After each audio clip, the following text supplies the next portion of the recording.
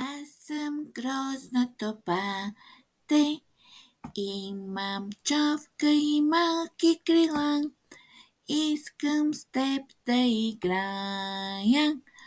Горската градина с мен ела и две напред, и две назад. Горската градина с мен ела и две напред, и две назад. Хайде да направим весел бал. Здравейте, деца! Аз съм Грозното пате и днес ще ви разкажа какво се случи с моят приятел Жабока Куа-Куа. Един ден Жабокът Куа-Куа дойде при мен. Здравей, папа! Здравей, Куа-Куа! Искам да те попитам нещо. Кажи, аз какво животно съм? Ходя на сушата, плувам под водата. Морско ли съм, водно ли съм, речно ли съм, какво животно, сухоземно ли съм? Ами не знам. Аз съм птица.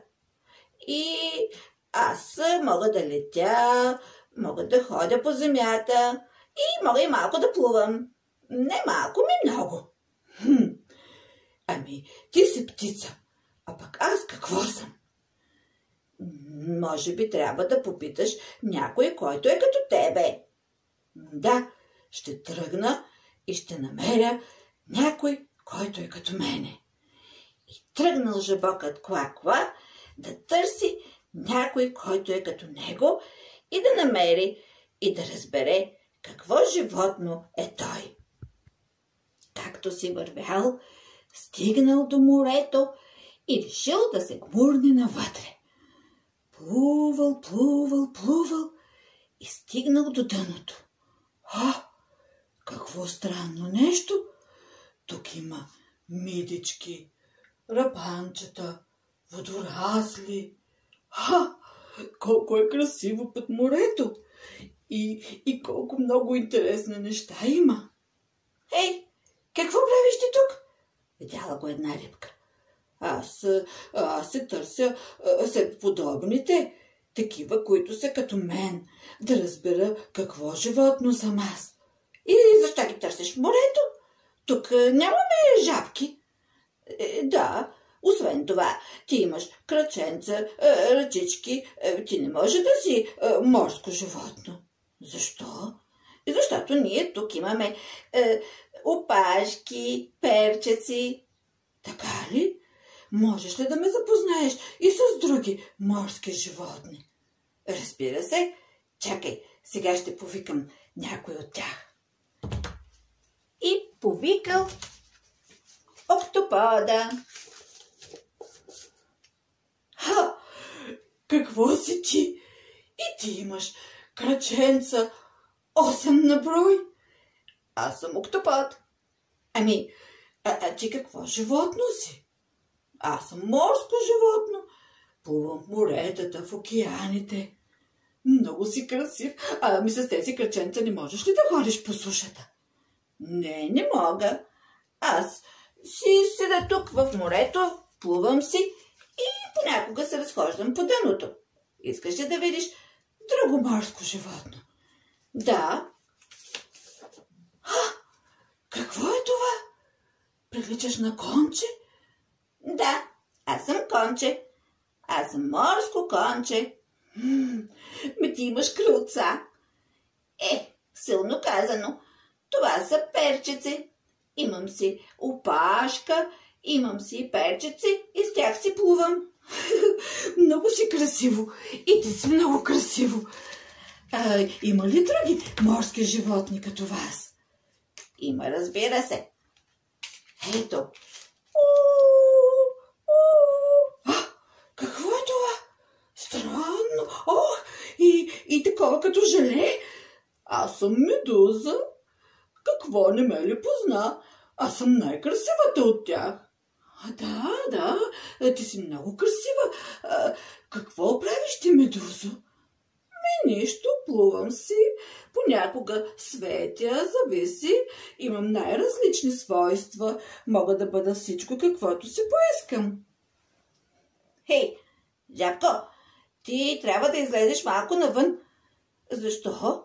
Защото трябва да си поемеш въздух. Тук под водата няма въздух. Ами вие как дишате? Ами ние си имаме хреле. Така ли? Ами трябва да изляза наистина малко навън. И в този момент се появила. Ау! Какво е това? Какво е това? Оплашил се жабокът и бързо се скрил в една пещера. Акулата започнала да го търси. Да сте виждали тук едно зелено с краченца и с ръчички? Не сме виждали, казал октоподът. Не сме, потвърдили медузата и морското конче. Разходила се акулата, започнала да го търси наоколо. През това време дошла рибката и му казала: виж какво, жабче, ти тук хубаво си се скрил, ама ти трябва да се научиш, че тук не може да стоиш дълго време, няма да ти стигне въздуха. Ами какво да направя? Не мога да изляза от пещерата. Ако изляза и тази страшна риба ще ме заде. Тази страшна риба е акула. Наистина е много страшна и нас ни е страх от нея, но ние можем да бягаме, да плуваме бързо. А ти нито имаш опашка, нито хреле. Как ще оцелее тук? Трябва да извикаме на помощ морската костенурка. Бързо отишли да търсят морската костенурка, а през това време акулата се доближила пак до пещерата. Тук нещо ми мирише на храна. И в този момент се появила морската костенурка. Какво правиш тук, акула? Тебе не мога да те ям. Ти имаш чорупка, имаш си къщичка и твоята чорупка е много силна. Да, аз идвам тук, защото търся един магиосник. Магиосник? Какъв магиосник? Къде го видя този магиосник? Ами той е долу в пещерата и който отиде при него, може да го омагиоса. Така ли? И какво ще стане, като те омагиоса? Ами, например, може да те направи така, че да ти изпадат зъбите. Не искам да ми изпадат зъбите. Да, затова по-добре бягай от тук, преди да е излязъл от пещерата.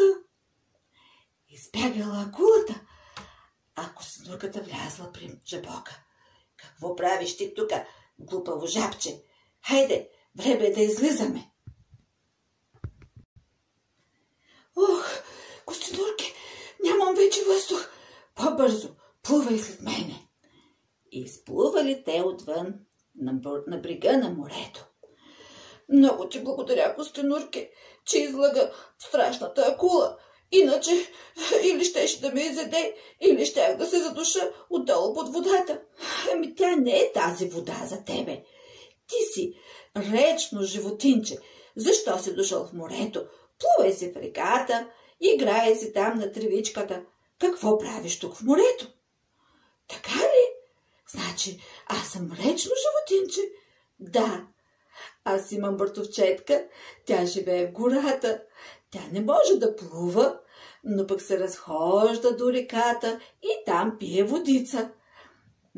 А пък аз съм морска костенурка. Аз си плувам в морето, но и аз като тебе трябва да излизам от време на време, да дишам въздух, защото ние нямаме хреле като рибите. Да, нямаме хреле. Много съм ти благодарен и най-вече разбрах какво съм. Аз съм речно животинче. Да, ти си много, много щастливо речно животинче, защото и можеш да плуваш, и можеш да скачаш по земята. Хайде, на лек път! И така, деца, жабката разбрала, че тя не е риба, тя не е птица, не е горско животно.